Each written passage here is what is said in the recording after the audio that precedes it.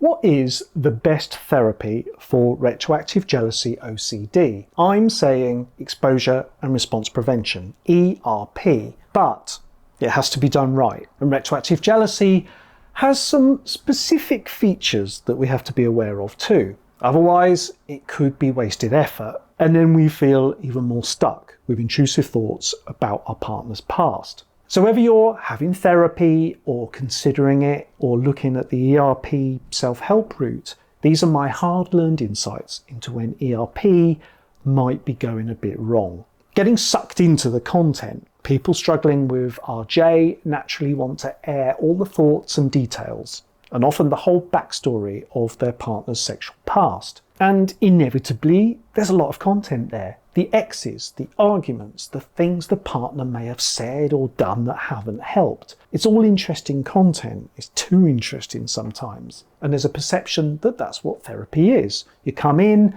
and you talk about all the things that's been bothering you. That's how talk therapy is portrayed. I get it. So for effective ERP, we need to keep things on track. We need to get a good understanding of the triggers, the thoughts, the compulsions, and we need to see the process at work. But there's a tipping point, tipping us over into rumination and speculation. The client might say, I hate feeling like my partner has lied to me about how many people they've slept with. Useful to know. And I'll ask the client how they've been dealing with this feeling. Oh, it makes me want to ask them again. Tell me honestly this time. I keep going through all their exes that I know about and I add them up in my mind.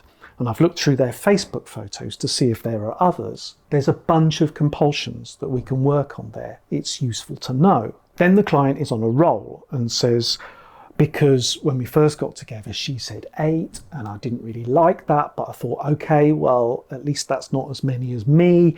But then I asked her this other time and she said 12 and I was like, what? You said 8 before. And she said, well, okay, do you mean slept with or just been with? And I knew that she was backtracking. Respectfully, okay, now we're ruminating. It might feel like useful detail, but it's not. It's talking rumination.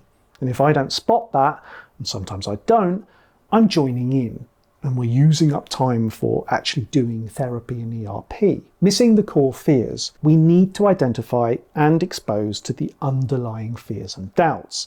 For example, I'll say to that same client, so your partner downplayed how many people they'd slept with, and they might do it again. Now, this might sound like a stupid question, but what's the problem with that? If they lie to me about that, then what else might they be lying about? How can I trust them? Even if it's all in the past, what if their body count is higher and I find out there were more? I'm going to feel even more like I've been taken for a ride.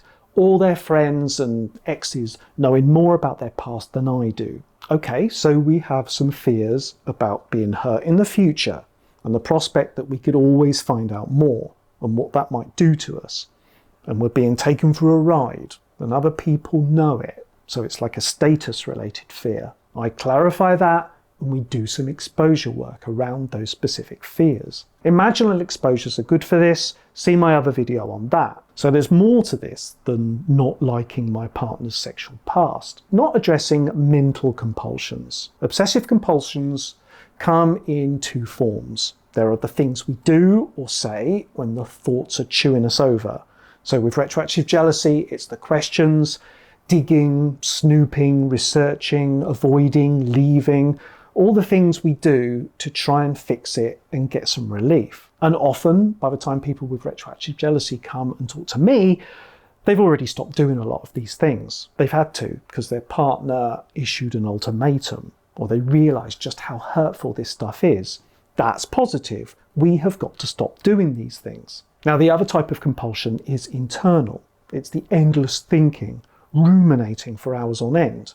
The mental arm wrestling of my partner did that, but it's in the past, but they still did. And it goes on, trying to figure it all out to get to the bottom of it and feel better. With retroactive jealousy, the mental compulsions are often the bigger part of it.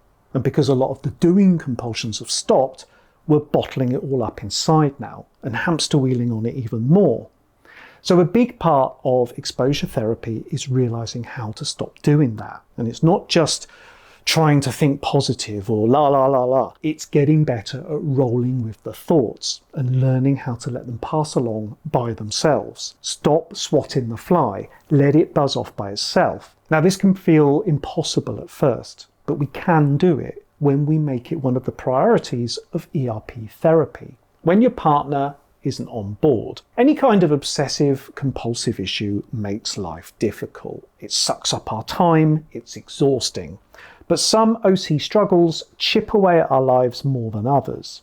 And this certainly applies to retroactive jealousy, because it chips away at our relationship and our partner's quality of life too, in really destructive ways. And often we feel immense guilt about that. All the questions and dredging up of our partner's past and avoiding and mood swings, a lot of relationships don't survive all this. ERP therapy works, but it's a process. We need to be doing it and we need to be giving it time. Can the relationship and our partner hang in there? Or do we need to think about damage limitation right away?